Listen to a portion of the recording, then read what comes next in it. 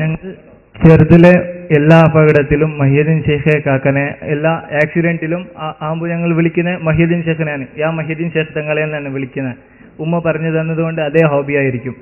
എന്നിട്ട് എന്താകും, എല്ലാ അപകടത്തിലും ഞങ്ങൾ മഹീദ്ദീൻ ഷേഖിനെ വിളിക്കും. എന്നിട്ട് ആ അപകടത്തിൽ മഹീദ്ദീൻ ഷേഖ് തങ്ങളെ വിളിച്ച് ഞാൻ മരിച്ചു, മഹീദ്ദീൻ ഷേഖ് തങ്ങളെ എന്ന് വിളിച്ച് ഞാൻ മരിച്ചു.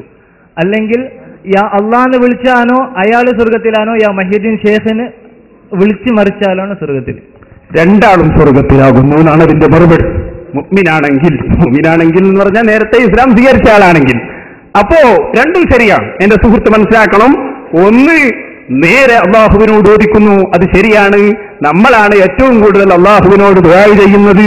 മുജാഹിദുകൾ സാധാരണ അങ്ങനെ ഒരു തെറ്റിദ്ധാരണ ഉണ്ടാക്കാറുണ്ട്. എന്ത്, സുന്നികള് അള്ളാഹുവിനോട് ദ്വാരക്കാത്ത ആളുകളാണ്. പക്ഷേ ഏറ്റവും കൂടുതൽ ദ്വാരക്കുന്ന ആളുകൾ നമ്മളാണ്. മുജാഹിദുകൾ സലാം വീട്ടിയാൽ മൂടും തട്ടി എഴുന്നേറ്റ് പോലാണ്.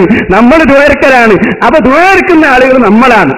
അള്ളാഹിനോട് പറയണം. അതേ സമയത്ത് അള്ളാഹു തന്നെ അള്ളാഹു കാവൽക്കാരനാണ് എന്ന് പറഞ്ഞ അതേ ആയത്തിൽ അള്ളാഹിന്റെ റസൂലും ഏറ്റവും വലിയ മുഅ്മിനീങ്ങളും നിങ്ങളുടെ കാവൽക്കാരാണ്.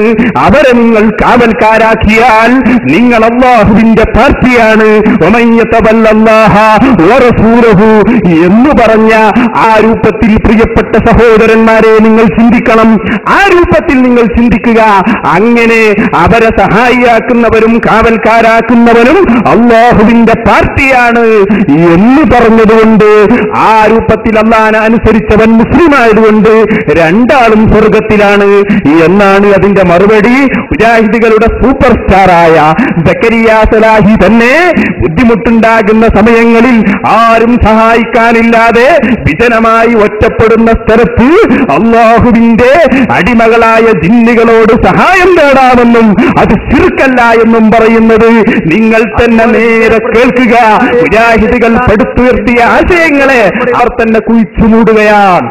അതുപോലെ വിജനപ്രദേശത്ത് ഉണ്ടായേക്കാനിടയുള്ള ജിന്നുകളും മലക്കളും ഉൾപ്പെടെയുള്ള സൃഷ്ടികളോട് അവർക്ക് കഴിവ് നൽകപ്പെട്ട വിഷയത്തിൽ സഹായം ആവശ്യപ്പെട്ടാൽ അതും പ്രാർത്ഥനയാണെന്ന് പറയാവുന്നതല്ല.